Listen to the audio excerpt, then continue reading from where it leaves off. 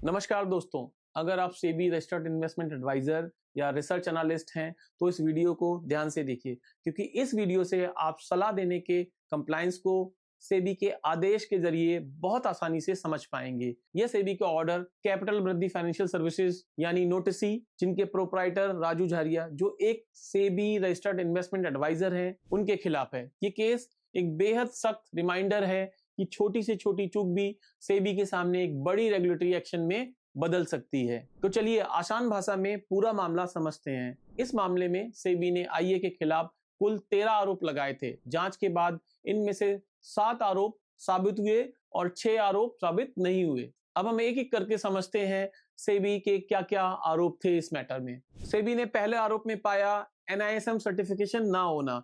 सेबी ने अपनी जांच में पाया 40 एम्प्लॉइयों में 36 एम्प्लॉइज के पास एनआईएसएम सर्टिफिकेशन नहीं था और वो क्लाइंट्स को इन्वेस्टमेंट एडवाइजरी सर्विसेज दे रहे थे। यानी एडवाइजरी देने का सबसे बेसिक नियम ही पूरा नहीं हुआ था, उनके पास एनआईएसएम सर्टिफिकेशन नहीं था। दूसरा, सेबी ने अपने इन्वेस्टिगेशन पीरियड जो 2020 से 2022 का पीरियड है में पाया नोटिसी यानी आईए ने अपने क्लाइंटों से 1,25,000 जो कि एक लिमिट है साल में फीस लेने की, उससे ज्यादा फीस ली है। सेबी का तीसरा आरोप था एग्रीमेंट साइन होने से पहले फीस ली और सर्विसेज दी। सेबी ने पाया 1980 क्लाइंट में से 29 क्लाइंट से फीस ली गई, लेकिन एडवाइजरी एग्रीमेंट साइन नहीं था। सेबी ने इसको सीधा सीधा रेगुलेटरी वायलेशन माना। चौथे आरोप में सेबी ने कहा नोटिसी ने रिकॉर्ड मेंटेन नहीं किए थे।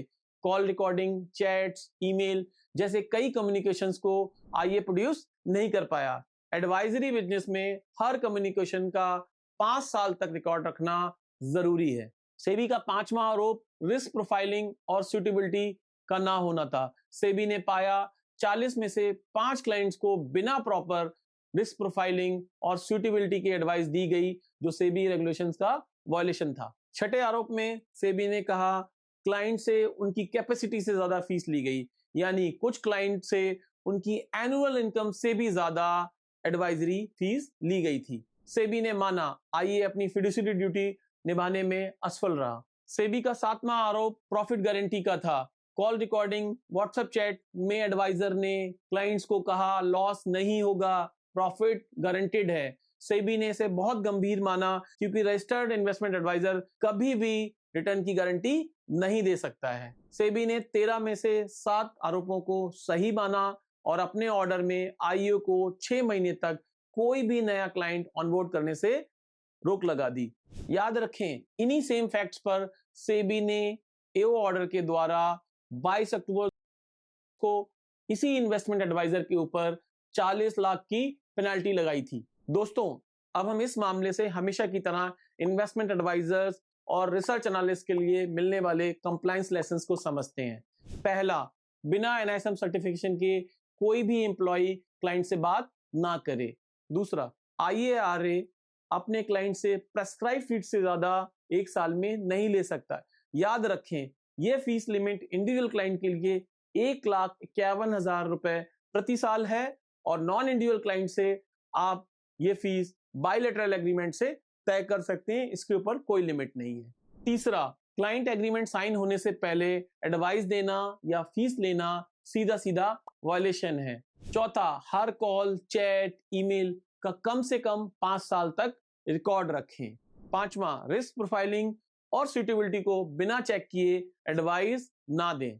छठा, क्लाइंट को एक ही समय पर ओवरलैपिंग सब्सक्रिप्शन बेचना गलत है। सातवां, फ्री ट्रायल्स ना दें और याद रखें आपके एम्प्लॉयज अपने पर्सनल नंबर से क्लाइंट्स को कॉल ना करें। आठवां, फेक रिव्यूज, मिसलीडिंग प्रमोशन से बचें। नौवां, याद रखें क्लाइंट की कैपेसिटी से ज्यादा फीस लेना फिड्यूशियरी ड्यूटी का ब्रीच माना जाएगा। 10वां, लॉस नहीं होगा, प्रॉफिट गारंटेड, ऐसी बात करना एक बड़ा रेगुलेटरी वायलेशन है। दोस्तों, इस वीडियो की रिकॉर्डिंग डेट तक हमें इस ऑर्डर पर किसी भी तरीके के स्टे की जानकारी नहीं है। आखिर में दोस्तों, इस आदेश का मकसद यही है सेबी रजिस्टर्ड इंटरमीडियरी को कंप्लायंस की असली तस्वीर समझ में आए और वो कंप्लायंस सही से करें। Stay compliant, stay safe. नमस्कार।